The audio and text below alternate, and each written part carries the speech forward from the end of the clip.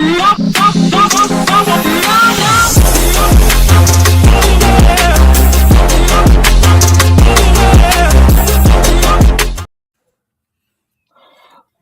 and gentlemen, welcome to Five Count. I am John Edwards alongside with my main man, Big George, live from Dallas. Big in Canada, big in Dallas. George, it's a special Monday night episode. Always. Are you a boxer? Yeah. It's always a special Monday night, man. If we on a Monday night, then it's like Raw after Mania kind of deal. It's gotta be. It's gotta be. Yeah, it is. It is a big deal tonight because we have a very special guest from the Electric Edge podcast, a huge fan of the multi-time AFC West and Super Bowl preseason champions, the Los Angeles Chargers. We welcome Taylor to the show. Taylor, thank you for being here. Absolutely, guys. Happy to be here. Yeah. Appreciate you. So I know we got a lot of football fans on it. We will get to football, but this is you got a Canadian on the podcast and you got a Maple Leaf fan on the podcast. And there's a big doings that transpiring in Hogtown today as the Maple Leafs named their new general manager and who's called the senior executive of hockey operations. So their brain trust, a guy named John Chayka, and the other guy is Matt Sundin. And if you don't know who Matt Sundin is, my name is actually Fat Sundin right now. Matt Sundin was the captain of the Maple Leafs for 11 years. The last time we came close to kissing the cup, he was the captain.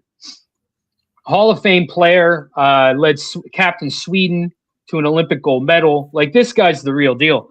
Like, has the ultimate respect. Like, there aren't many dudes more respected in Leafland. John Chayka, on the other hand, is the total opposite in that he got hired in Arizona when he was 26. It didn't go well. He had an issue where in 2021 he was trying to get a job with another team while he was still under contract. And I'm like, well, it was Phoenix. They're the worst organization in sports. But then he held the draft combine, like his own workouts, and he got suspended and then he got let go. So at the press conference today, a reporter for the Toronto Sun stands up and says, I've talked to 20 people this week. 19 of the one would vouch for Chayka. 19 of them didn't like him and used words like con man, liar, and blah, blah, blah. I'm like, and the guy who did the hiring, the head of MLSE, Keith Pelly, said, okay. He's like, I talked to different people than you.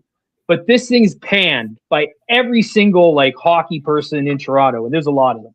And for those who don't know and probably don't care but follow hockey, the Maple Leafs to a city, to Toronto and Southern Ontario and Ontario in general, are like the Yankees to New York. It's a pressure cooker. Media is because they haven't won anything since 1967. Canada was 100 years old. There were 6 teams in the NHL. And we've just been you want to talk about curses. I call it the curse of Harold Ballard, who was the owner, who refused to pay players. This guy ran the Maple Leaf Gardens, and during the summer he'd have concerts, he'd crank up the AC and raise drink prices. He was a dick, an absolute dick. And we got stuck with him, and we ain't won nothing since. So we hired our guys. I mean, every person hates it, so I want to love it. Chayka is known as a guy. He's more of an analytics guy, which everyone can understand in sports today. But I got nothing but hope. I'm like the Obama 2008 campaign, and I got hope. That's all I got. I just want one before I die. Just one cup. That's it. It could be a flash in the pan.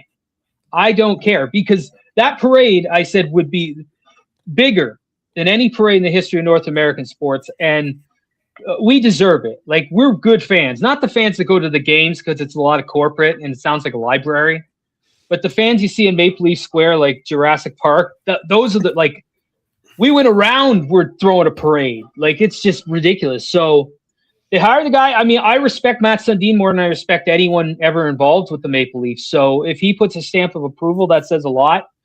But everybody dislikes the move. But I'm like, let's see what he's got, because everything we've tried up until now doesn't work. So, I hope something happens. Just one cup. I've been good. I just don't. I got the Chiefs got there. The Chiefs really got there, but that's why I try not to act spoiled. But the Maple Leafs, and just like in every possible way, like just blowing leads left and right. Just not the just terrible, just heartbreak. Which is a great segue to the Los Angeles Chargers. I was about to say that sounds like chargering. Oh yeah. I mean, it's a word in itself. So Taylor, how long have you been a Charger fan? Where are you from, and how'd you get hooked on the Bolts there? Yeah, so I've been a fan for about 20 years now. So 2006 was my first season I started to follow the team. I was in middle school. I was 12 at the time. And I grew up in New Jersey, so you would think you should be a Jets or Giants fan. Well, there's a funny story behind that. At the time growing up, one of my close friends was a Jets fan, so I followed the Jets. And then her and I had a falling out, and I said, I'm not going to be a Jets fan anymore. And I saw LT's jersey, and I've been a fan ever since. They would come into MetLife, and I would go see them play when the Chargers were on the East Coast. And then I moved to the West Coast in 2021 and became a season ticket holder a couple of years ago. So I go to a lot of home games at SoFi. If they're playing in Vegas too, I'll go to some games here. But I've been hooked on the Bolts. I've been a suffering Chargers fan now for 20 years. You think they look great on paper, crap on grass. Yeah. I mean, my husband yesterday, he was watching a video on YouTube, and it was like what team had the number one offense and number one defense and didn't make the playoffs. And as soon as he said, I'm like, well, the Chargers did in 2010. And sure enough, he was right. So that's quintessential chargering there. But I do have to say, with Jim Harbaugh coming on, this year, Mike McDaniel's here. It just seems like this team has elevated year to year, especially after the Staley years, which we could talk about too. I think we're going to talk about it. I think there's a lot of pieces in place now for this team to finally get over this playoff hump that they've been dealing with the past couple of years, and all the negative criticism around Herbert that he's the scapegoat for all these losses, which if you watch the games, it's not all on him. He's George. I mean, they got two great tackles. Health is their biggest issue. I think the biggest issue they have is health. They got players. They're just never on the field. Yeah. Right? Yeah. I mean, Slater goes down. You were no line. Yeah. He goes down last year in training camp right after he signs that massive deal, like a week later. Alt has the freak injury on his ankle twice. And then it was, putting pieces in place. I mean, they signed Bobby Hart off the couch to start for them at right tackle last year. Nobody knows offensive line issues more than the Kansas City Chiefs. So I can feel you, because O-line injuries cost us 2 Super Bowls. George, you played in the O-line, like Joe Alt, Rashawn Slater. They do have some real dudes there in I almost said San Diego. Sorry. Los Angeles. I mean, they got some guys. But they do. What are your thoughts? The craziest thing about the Chargers for me is that I don't want to see them healthy, because they would be a monster of a team to actually stop if they stayed healthy. I think it's been the health, but like the Chargers over the years have had their own spell of what some would say bad luck. You can kind of say the Bolts is definitely not charging. Sometimes, it's like an old wall charger. It works sometimes, but then sometimes it don't. And then that's exactly what the Chargers be running into. Like, they'll draft the best tackle in the draft, and then all of a sudden he gets hurt. And then they'll get another guy, and they'll have to move him to the left tackle or right tackle, and he gets hurt.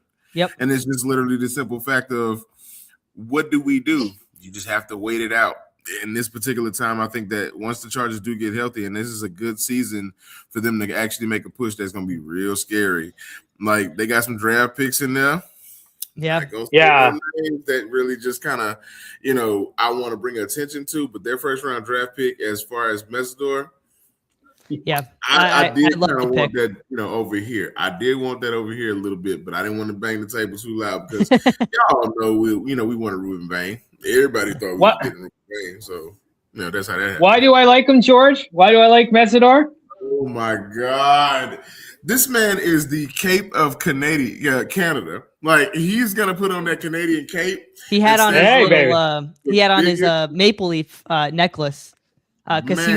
he was at the Bolt last weekend because the Chargers had a draft party and he was on stage and was getting interviewed, and he talked about being from Canada.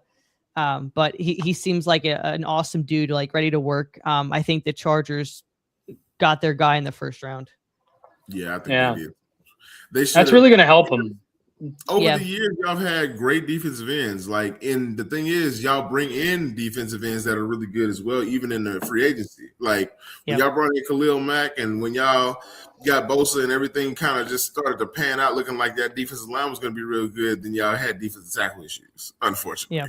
So revolving door. I think, especially with Odafe Owe going to Washington, it was crucial that they get the third edge rusher with Matt coming back. Thule had a great year last year, so they needed that third edge rusher. And plus, they have some guys on the roster too. I mean, Bud Dupree's still there. Kyle Kennard was a draft pick of theirs last year who hopefully takes that next step. That could be another edge rusher for them. But, just on the topic of edge rushers, I think the Chargers got an absolute steal in the Dame Tucker in the undrafted free agent class. Like, led the NCAA in sacks this year, tackles for loss, played with Chris O'Leary at Western Michigan. I'm really excited about him, that he could potentially make this roster and just be another piece on that line because, as we all know, injuries are 100% in the NFL. So, yeah. Only thing guaranteed, there's going to be injuries. That's right. This guy, listen, I talk hockey because it's my podcast. So, and and I'm a Leaf fan. It's a sports podcast. But, so Taylor, who else in the draft do you like? Who is did they draft a wide receiver? Yes. So their top three picks I really like. The other guys, myself and some other Chargers podcasts really didn't have eyes on some of these guys, but Jake Slaughter in the second round, best center in the draft, in my opinion. They're probably going to move him to left guard, or at least try him at left guard. He's voiced his opinion that he's going to, work at left guard. I don't know if, that's going to come to fruition. They have Trevor Penning on the roster who can play left guard. They did draft Logan Taylor in the 6th round, who is an actual guard.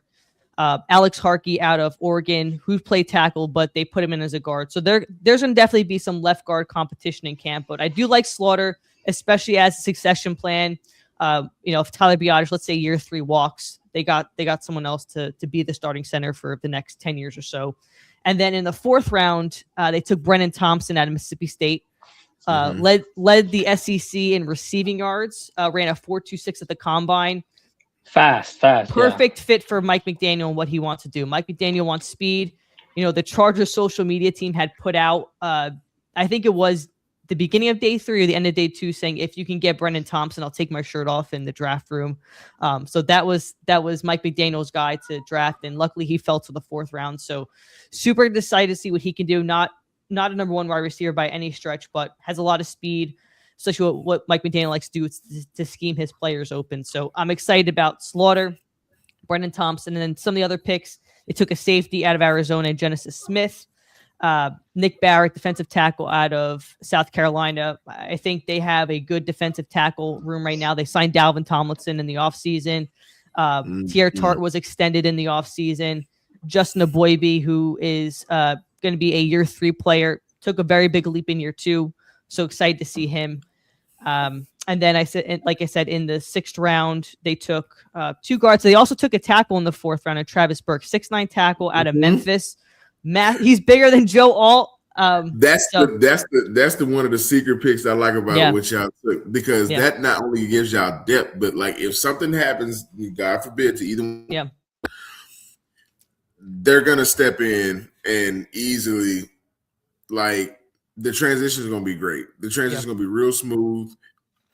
I think a lot of times when you get new tackles in that are going to be working to a system, they don't have to necessarily start right now. They can learn from the older tackles. Like, hey, this is something that I learned here. This is something that I learned there. So, like, I love a good rotation tackle. I love a great rotation piece. So hopefully he becomes something not necessarily of a cornerstone, but something that y'all can depend on when y'all need. Because, of course, that has been a real big problem for y'all throughout the just keeping Justin Herbert upright. If he doesn't have to run as much, y'all are a great team.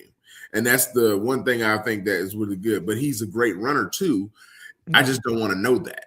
I want to know how good my quarterback is as far as throwing, not running. It shouldn't be on him to do everything, which it has been the past couple of years in this Greg Roman offense. He's had to do a lot. But he stays healthy. They finally have invested in the offensive line in the draft. They took 4 offensive linemen, which I don't think they've taken since the early 90s at this point in draft. So, the emphasis is let's protect Justin Herbert. Let's keep Justin Herbert upright so, he can operate. Who's your D-line coach? Because you guys developed, like Tart was kind of a cast-off in Tennessee. He went to you guys. He's been a real player. Because you guys seem to develop defensive linemen really good. I think it's Mike Elston. Okay.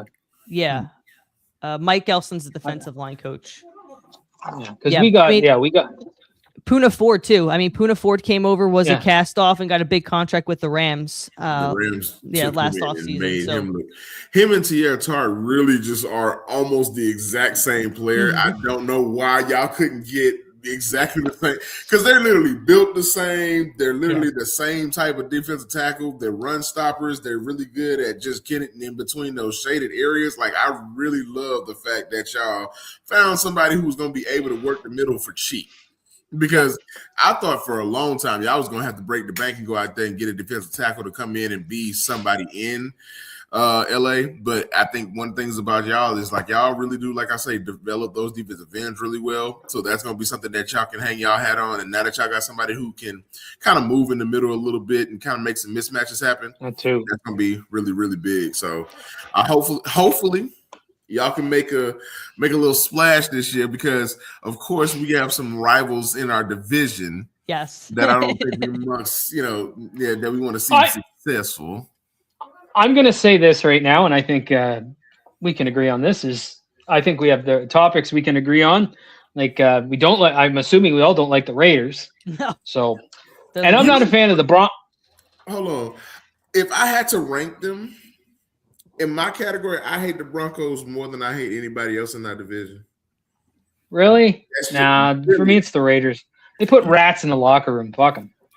Look, I'm gonna tell you, like, the Raiders are gonna be the Raiders. The Raiders just look, when you're dealing with pirates, it's a lot of toothless shit going on in there. So I'm not worried about the Raiders. The Broncos are two. The Broncos are two for me. Best friend that you don't like, who get Christmas presents and bring them over to your house and then open them at your house. Like, what the fuck you need this over here for? Like, everybody loves the Broncos for some reason, and it's never the same reason. Not me. Else likes them. I'll tell you why I hate the Broncos, because John Elway whined to the referee in Arrowhead Stadium because we're being too loud. So, and then the Chargers are 3 for me, and I hate the Bills, I think, more than anybody right now. So they're number 1. But, like, that's fair. You're in, like, you're in the heart of the belly of the beast, but like we said, you've had a lot of really sad moments. Tell us about the Staley years. Like, the Staley years were interesting because you got this guy come in from the Rams, and they're trying to poach the McVay coaching system, and I get that. He was a defensive coordinator. Yeah, defensive coordinator, and it first started off with all this going for it on 4th down. It's like, what are we doing? Like, I like the aggressiveness, but I'm like, some of these are like dumb. Just punt the ball. Doesn't work. But the tipping point for me, and I'm sure for most Charger fans, is the Jacksonville loss in the wild card round. The fact that he survived another season after that loss was just absolutely mind blowing. Okay. And lost the locker room. Like we talked pre-show, his last season, I was at the game where the Chargers got blown out of the building in Vegas, 63-21, where it was a laughing stock. And I remember getting on the bus to go home, and I'm like, there can't be any possible way this guy survives the last. I think there was like 4 games left of the season. I'm like, there's no way they wait to end the season to fire him. And sure enough, the next day, he's gone and Tom Telesco's gone, and they write it in for the season. And Justin Herbert was out anyway, so they weren't going to win games. But for a guy that was supposed to be a defensive guru, the defense was awful under Brandon Staley. Awful under Brandon Staley. It was a Turner breath of fresh air when Minter came on and seeing these low scoring games, the defense actually holding and doing their job. It was like, oh my God, this is what a defense should look like with all these players that they have. So aside from health, what is it really like? Is health the main thing for you guys to get over the top? Like, because here's my thing: the Broncos did nothing. They re-signed a lot of their own players. They had I think their first pick was in the 60s. Yeah. And I'm like, you look at the Chargers are probably going to be good, but you look at what the Chiefs did, and you got to be like that's it's going to be a bit of an issue. And I don't think the Broncos are, I don't think they improved. And the Raiders, I just expect the Raiders to totally botch all of this. I expect that this is going to be it's just the Raider way. That's the way it happens. It's just but they drafted some good players, but they've drafted good players a lot of the times. Yeah. A couple points. One, this city is bought in on Fernando. Like, there's billboards that just say Fernando on it. So they're all in on him. And, so be it. But Akeem Mesidor did say that he hopes his first in-division sack is against Fernando Mendoza. So there's that. I agree with you with the Broncos. They didn't do too much. I don't know if you guys have seen it, but Bo Nix's ankle/knee does not look good right now either. It looks contorted. So I don't know what's going on with him. I don't know what is actually happening to it, but they're comparing it to a little bit of what Alex Smith had going on back in 23. Yeah. So, and you got to remember last year with Denver, they won a lot of close one-score games that should have went the other way. That's not going to break their way again this year. Nobody knows that, like the Chiefs. Yeah. You can't. I mean, you guys have been on the winning side of it, and then last year nothing broke your way. So it's how the NFL works. You're up, you're down. Yeah, but I will say I think health is the biggest issue for the Chargers. If you think about it, the team went 11-6 last year with the 30th ranked offensive line. You know, it's a testament to the defense. The defense was well coached. It sucked losing Jesse Minter, but Chris O'Leary coming in is basically a protege of him. He did coach with the Chargers 2 years prior. So I think the defense is going to be in the same ballpark, but it's going to be the health of the offensive line. Herbert was asked to be Superman way too much last year. And I think once he got to New England, it kind of just unraveled.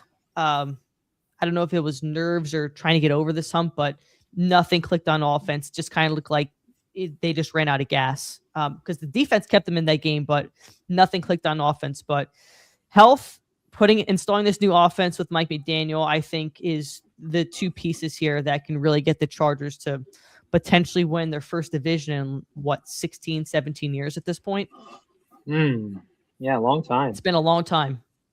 Yeah. Is McDaniel still looking like is he got out of the look like he's selling cocaine on South Beach? Or has he still got the look? There was a picture that was put out today during OTAs, and he still got his sunglasses on and his shaggy hair. I think it's a little toned down. I think that Harbaugh is rubbing off maybe a little bit on him and vice versa.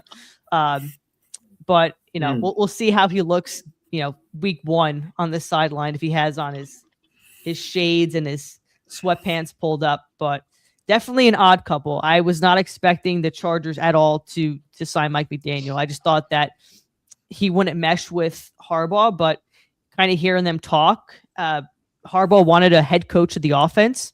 Makes a lot of sense with what Mike McDaniel did down in Miami, especially with Tua as a quarterback. But it's the odd couple, and I'm excited to see how this chemistry starts to mesh as training camp hits, and then we get into the regular season. I think y'all will be able to utilize a lot of the talent with Mike McDaniel. I think that's one of the things about him that is not necessarily looked at really, really well. Because when he has talent, he knows how to utilize it. Yeah. Like when he did get Darren Waller for the 4 games he got him, Darren Waller looked like, hey, we need to go back to see what Darren Waller got. But I was just like, wait, hold on. Let's just see how this plays out. And then, of course, Darren Waller becomes injured again. And then, we're starting to have to deal with what we have to deal with. This is the thing about y'all. Like I say, if y'all can stay healthy with Mike McDaniels in y'all's offense, and like I say, him being able to kind of get some of the pieces to work, y'all got some pieces out there that kind of make me a little bit nervous. Like y'all, Mhm. I'm gonna say one name, and this is just the one name that I always just kind of this little Chargers tight end, Orlando Gaston. Yeah. Y'all don't need to like him as much as y'all do. He gives me like Isaiah Likely vibes. Like I'm gonna be a game changer at the wrong time that y'all need a game changer. Because there were games last year where he was just, hey, I'm open, and he's a 6'5" target that's just running free, and you don't never want that. So he's really slippery amongst linebackers. The only thing I would say is he's not a super great pass blocker, but he doesn't have to be. And that's the thing. Like that was probably one of y'all's downfalls last year. His pass blocking kind of sucked because y'all's tackles were so hurt, and then y'all's ends are getting tagged by anybody and everybody coming off the edge. So it's just like, what do we do? So I like the way that y'all played last year with the dysfunction y'all had. It seemed like y'all was working through a lot of y'all's record is indicative of how bad y'all wanted to win as Chargers fans, but it's not indicative of how bad y'all wanted to win as an NFL team. That's exactly what it showed. It showed that, hey, we have promise, but hey, we're not going to do it when it counts. Because like you said, that Jacksonville game when they had that, and then last year when it was just a little bit like, it was a little bit more of we're trying to push through this. We're trying to fight through everything and try to get everything together. And it's just like nothing's breaking, guys, except for us. Yeah, I mean, there was a couple losses last year. I mean, going to Jacksonville, they got blown out of the building in Jacksonville once again.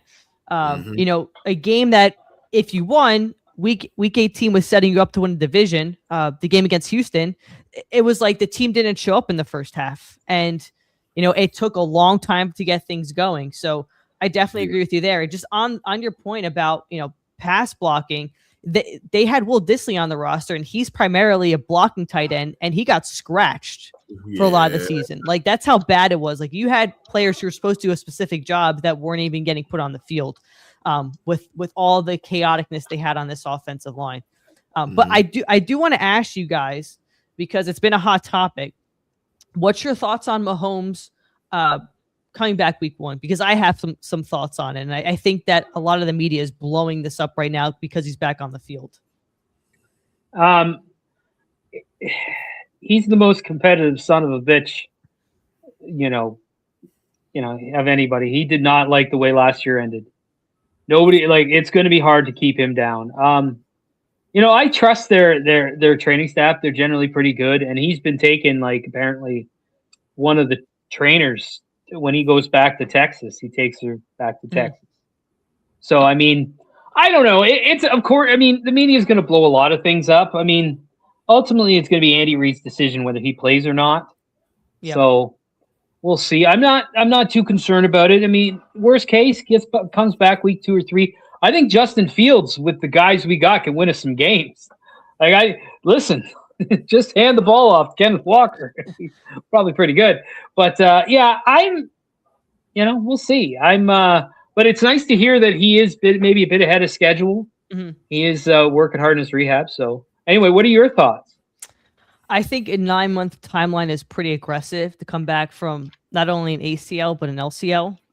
Speaking from someone who's had 3 ACL reconstructions and not being a professional athlete, I mean, obviously don't have near the level of care he does, but not even just from the physical standpoint, but from the mental standpoint of, if I take this cut, or if someone hits me in my knees, is it going to hold? Like, that mental aspect too, especially for a guy that's really never been injured in his career, to come back from that. That's the piece I'm interested to see if he really does push it to that 9-month threshold. And from just reading things online, typically contact athletes from coming back from an ACL tear is typically about a year rehab, just because of the contact and making sure, that the muscles around the knee are stabilized again. But I mean, we'll see. I think that's why they tried to beef up the running game. Yeah. I mean, he said as much. We're going to run the ball and play defense. Running game.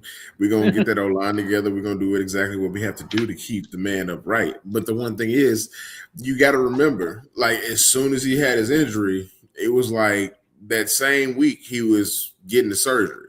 Yeah. The season wasn't even over yet. So of course Yeah, you had to think about the timeline as far as how long he's actually been out versus how long he's actually been off the field as well. Everybody was still playing football well into his injury. He was watching the playoffs with us. So at the end of the day, we were not necessarily in a good spot for him to actually even be on the field for a long period of time. So we have to think about the time that he was out during the season versus just this season and this offseason that he's actually been off. He's been out for a little bit of time. So, of course, this is kind of like on bar for him to actually be back from his injury. Yeah. It's not saying that he'll play week 1 and start week 1. That's not what we're saying at all. I would not necessarily hope for him to see the field week 1 as far as, a health risk and things like that. I don't think we'll see it.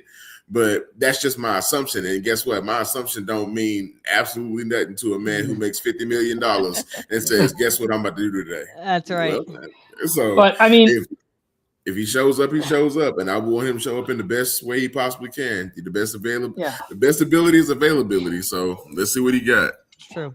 But a question for you, though. Obviously, as Chiefs fans, we're super excited because, Mahomes coming back. But I think we could do something with Justin Fields if we have to. Mm-hmm. But the draft we had and kind of the moves we've made, I think is really, people kind of forgot about it. Pat McAfee was talking about it. He's like, people haven't really talked about the Chiefs. And I'm like, Kenneth Walker, Emmett Johnson. From your perspective, what are your thoughts on what the Chiefs have done in free agency and the draft? Well, they definitely made a splash with Kenneth Walker coming off the board. Literally, I think it was Monday night. Before free agency opened. So think that's a great move for them because I think their run game has struggled. I like Pacheco. I thought he was a hard runner, but he just never seemed to be that RB1. No. But I loved him as a runner. He came from Rutgers. I thought it was interesting you guys traded up for Mansour Delane in round 1. I was at the draft, so I'm standing there and I see the Browns on the clock, and then all of a sudden it switches to the Chiefs. I'm like, oh, the Chiefs moved up. So I mean, that's a very true comment. But you got the best corner. You got the best corner in the draft, which you guys need for the secondary.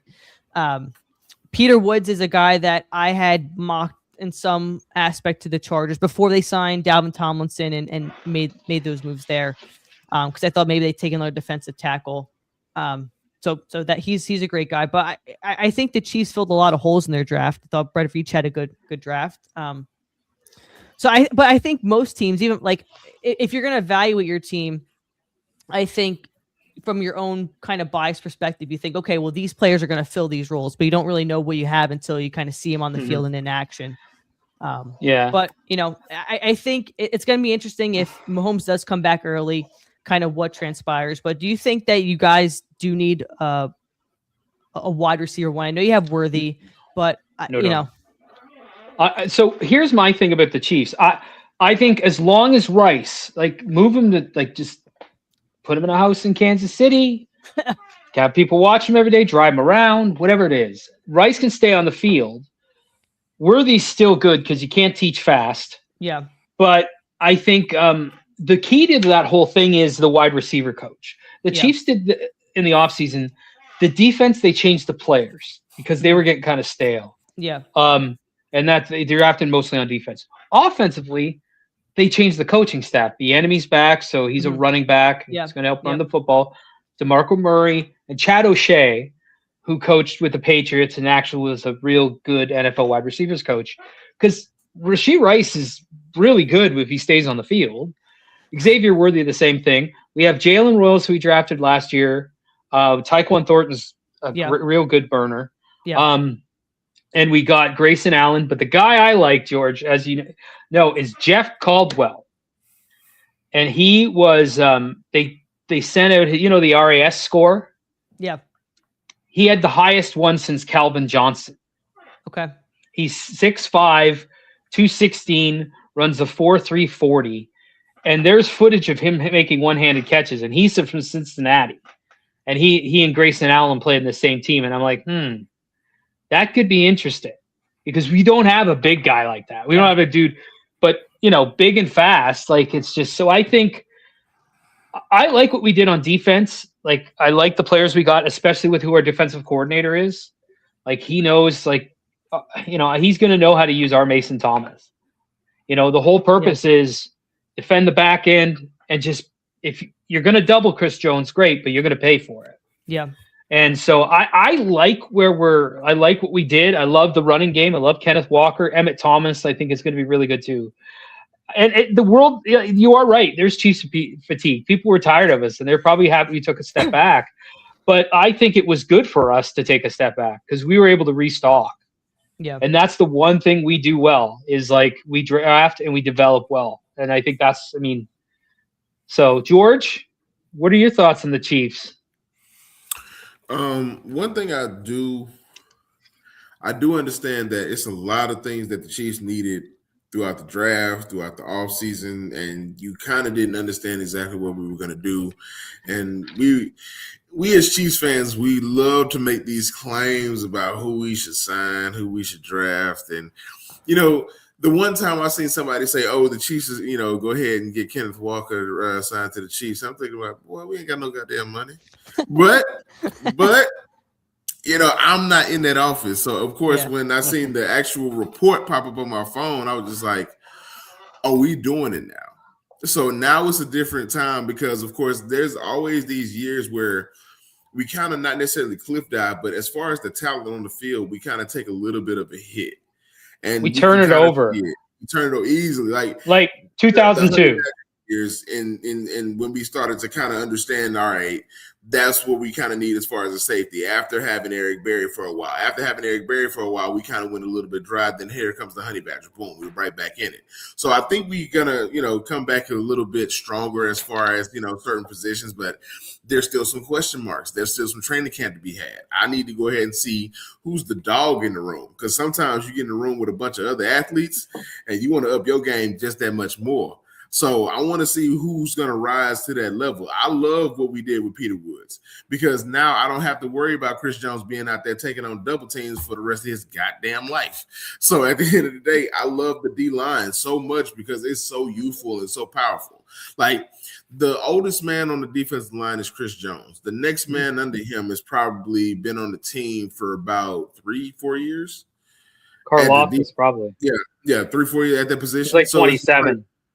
And then he's 27. So it's just like, it's not necessarily, we're not getting older. We had to kind of funnel out some of that older space and then start to understand what we had left after that. There's going to be some things that y'all didn't see last year that we drafted last year that are probably going to take big steps.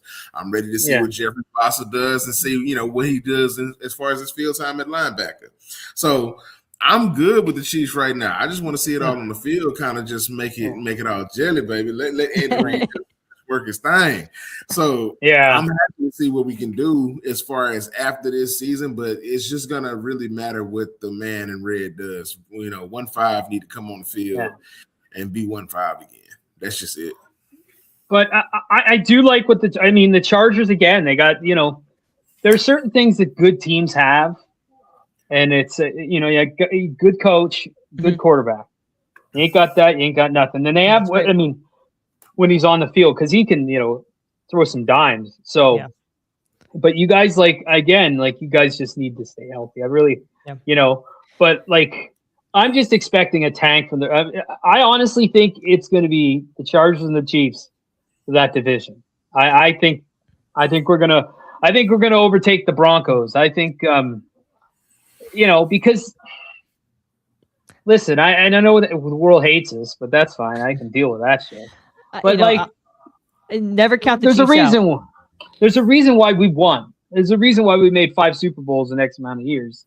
We have the infrastructure, and the Chargers are starting to build some of that infrastructure. I don't know if the Raiders have it. The Broncos kind of have it, but again, the quarterback's the question. So, but that's the two keys: is you got to have that. You got to have good coaching, and you got to have all that. But I think both teams do, and I think we're gonna be if you have a challenger for the division, it'll be us. Yeah. I do have a question for you two. Yes. Because the draft did a lot of things for a lot of teams. Like, which team do you think, as far as the draft itself,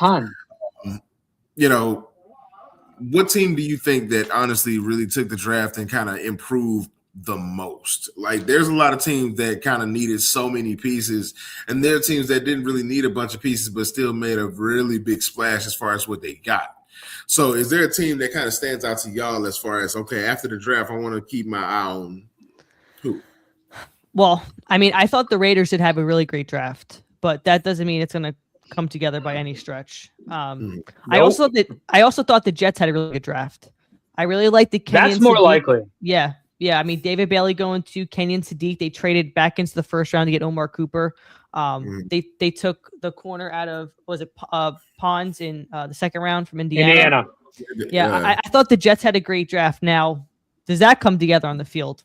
I don't know. I mean, I don't like Aaron Glenn as a head coach. Me neither. But we'll see if they can kind of put it together and get some more wins on the board. And I thought Cleveland had a very good draft too. Surprisingly, they've had one of the best drafts that they've had in years, and I think that's because, of course, they want to actually be a team that can compete. Because those last few games where they had Shedeur and Judkins just kind of going, I'm not out on them like everybody else is. Making a conversation about. I like Shedeur. I don't like. And shout out to a Guys Night podcast, which kind of had us all on. That's how we all connected there. Big Browns fans, they understand the disappointment. They know what it's all about. But I think I like what they did, and I like Shedeur. Everyone's like, oh, they're going to tank for a quarterback. I'm like, I think he can be it. I mean, people are talking about Deshaun Watson. Deshaun Watson hasn't been good since he played Patrick Mahomes. The Kansas City Chiefs just, I think, destroyed his career because we came back on him. They're up 28-0. We come back and score 51 points. And after that, all the stuff happened. And he was never the same football player. I'm like, I think Shedeur's got the talent. And if I were them, I'd go with the Shedeur because, I like KC Concepcion. They did some pretty good things on the offensive line. So I thought they had a good draft. But you're talking about the Jets. You dodged that bullet, huh? Yeah, I mean, I thought that, like I said, I think the Jets have a great draft. Now, I don't know if they're going to try and tank next year for, a quarterback. Arch Manning is the talk, put another Manning in New York, which will get the headlines and sports talk radio all fired up. But I think they had a really good draft, and I really like the Kenyon Sadiq pick. There was mocks with him going to the Chargers as a tight end, but I think that they had a really good draft. They probably had top one or two drafts this year for me. Yeah. Geno and Geno too is like he's a competent NFL quarterback. Yeah. I'm just shocked he wants to play in New York again. Like after all the drama that happened with him in New York, and it's very weird that he's going to go back to there and if he doesn't play well, you know how bad it's going to be for him? The New York media is going to destroy him. Now, I know it's not his fault. He got traded, right? He got traded there from Vegas, but I can only imagine New York sports radio, if the Jets start off 0-3 and he throws picks, what the media is going to say about him. Oh, well, but they did I like Omar Cooper Jr. with Garrett Wilson and Kenyon Sadiq. Yeah. Breece Hall. Yeah, a running back. And their offensive line is very good. Their offensive line it was healthy all year, last year as well. Like they have a lot of pieces in place. They had a good job too. They have a lot of pieces in place, yes. But the one thing about the Jets is it don't matter how many pieces you put on the field, it can still be pieces of shit. Because at the end of the day, the Jets do this thing about we're going to be really good on the field as far as talent, but we're going to be really shitty at coaching. We're going to be really bad. They picked some bad coaches. And so it's just you can't – with them, you have to pick your poison on who you're going to blame today because it could be anybody. So I always want to see teams be better than they were last year simply because I love good NFL shakeups every now and again. The Seahawks winning the Super Bowl was on nobody's bingo card. I guarantee you it wasn't. You can't lie to me unless you live in Seattle and you a homer. And you know what? I'll take that. And that's the only one I'm taking. But at the end of the day, there's a lot of teams that actually did really, really good in the draft. And I feel like there was a lot of teams that kind of, were questionable. Now, these are y'all's teams that y'all felt did well. We had the Jets, we got the Browns. Of course, I think that's not bad picks. Who do you think wasted everybody's time in the draft? The Rams. I mean, taking Ty Simpson in the first round. I get it, but I'm like, that pick stunned everyone at the draft. Stunned everyone around me. They're like, "What? Why would you could have got him? You could have got him at you could have traded down and got him. Nobody was taking maybe Arizona, but nobody was taking a quarterback. I'm gonna be honest with you. I don't know if he was gonna get drafted. There's really no super big. I'm not gonna bullshit you as an Alabama fan, and I know how this goes. As good as your quarterback is for your team, as far as a college team, that doesn't mean he's anything in the NFL to anybody. There's all kinds of picks that just kind of go unsung. So I'm not 100% sure he was going to even get drafted. So to even have that, that pick there, I'm thinking to myself, you could have traded out of 6 and got him in the 7th round and probably got 2 more 7th round picks. I don't know if it would have been the 7th round. But I mean, you could have traded down and got him. Mm-hmm. And I mean, I just it was the 13th pick overall. I get the mindset. I get it. Because the Chiefs did that with Mahomes. They drafted a quarterback. They're we got Alex Smith, who's very, very good, but we need a guy to take us over the hump. So the Chiefs did that with Mahomes. So I get the logic, but I'm I just don't understand the pick. To me, that was think he was better what are we doing? Stafford in any facet of the word. Of course not. Matt Stafford is that's Hall the of Fame. difference with what you just said. He's not going to go in there and compete with anybody. He's going to learn. Exactly. He's going to learn. But Stafford may not be. He's got 1 year, so next year he takes over. Competed year 1.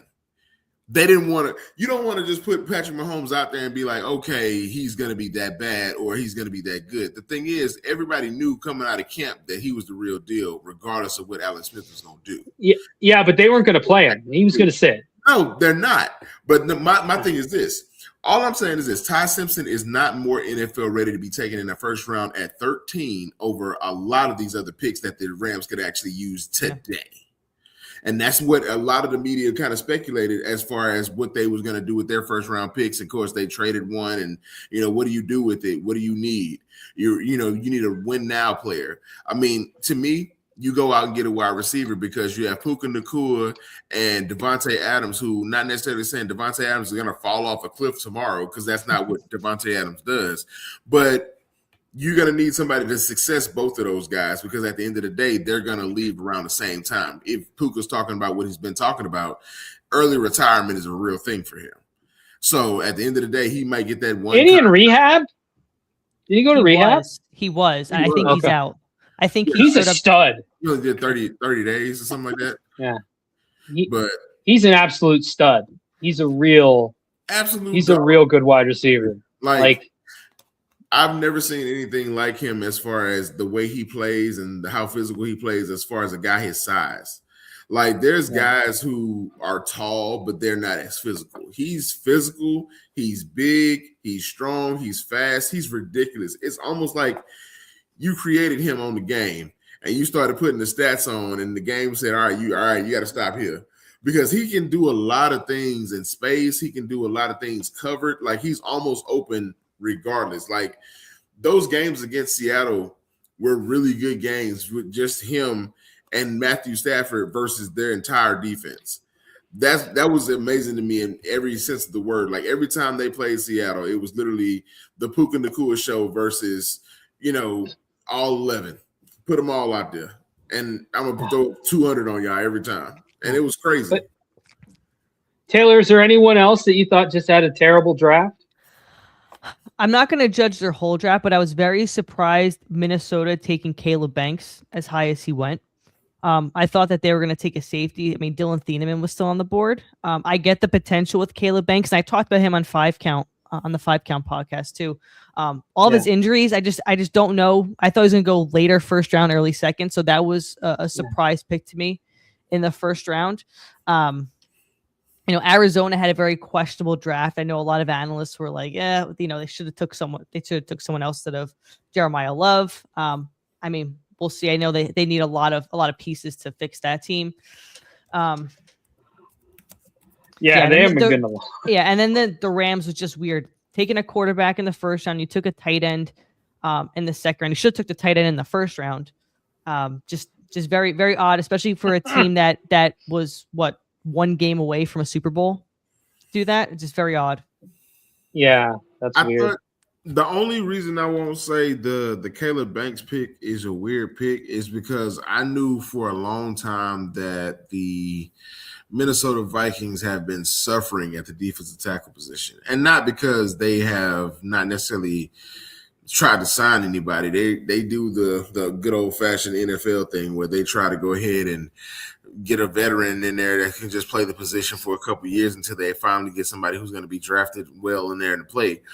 Caleb Banks, his injury history made him more or less a day two pick, simply because of people, saying those injuries were going to be really one of the things that kind of drove him off the board.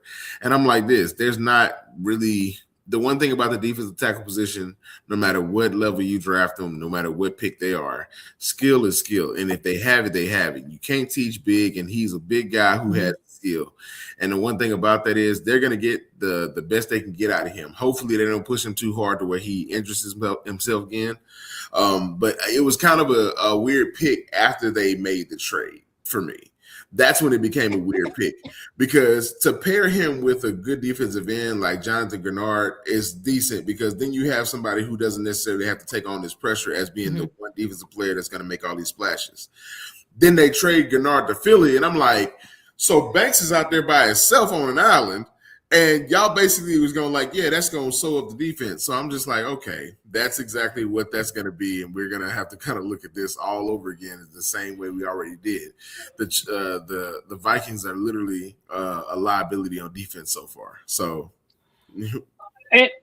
yeah, there's one team I thought did pretty good actually, and people hate to say it was the Cowboys. Like, yeah. They got they got an anchor on defense, and I thought they did a lot of good things. And even that video that came out made them seem smart. Like, it's like, yeah, we're gonna trade this. They made it living in Dallas, the vibes are crazy. I'm gonna tell you right now, this is the wildest shit y'all gonna hear me say as a current Dallas native. The Cowboys fans are quiet. They chilling.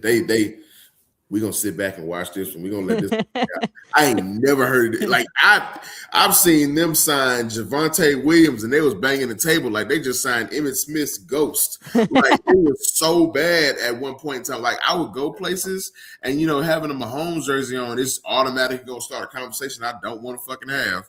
Because in Dallas, football is like a conversation that has to be had no matter what. Because then they're going to ask you a weird question. And it's, sports fans out here that's going to ask questions about, hey, what do you think about this player?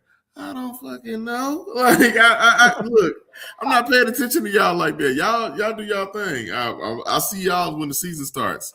But the thing is, the draft really does bring up a lot of good things that kind of come, because Caleb Downs was a player that, like you say, went to any team and probably made their team significantly better day one. But it just so happens that he ends up in Dallas. And that's kind of like, you don't fear Dallas until they actually start to do shit. Everybody's like, all right, Dallas is sucking. Dallas is doing Dallas things. Dallas going to find a way to lose this game. Dallas going to put themselves in a situation where they can't lose games because they're just too good not to lose them. Listen, I know about Dallas because the Maple Leafs are the Dallas Cowboys of the, NHL. Biggest market, most valued team, richest team, resources out the yin yang, but they ain't won anything in a long ass time, and it's because of, I don't know, probably stupid decisions on top. But I like what the Cowboys did. But George, it's getting late, and we don't want to keep Taylor too much. But thank you so much, Taylor, for joining us. It was awesome talking with you. Yeah, we'll have to do a pregame episode when it's Chargers Chiefs week. Oh yeah, we definitely got to do that. We can do that. That'll be it'll be nice. But I know here we do respect. Like, we got a lot of respect for the Chargers. Jim Harbaugh was a great hire. I think he's going to make you guys good.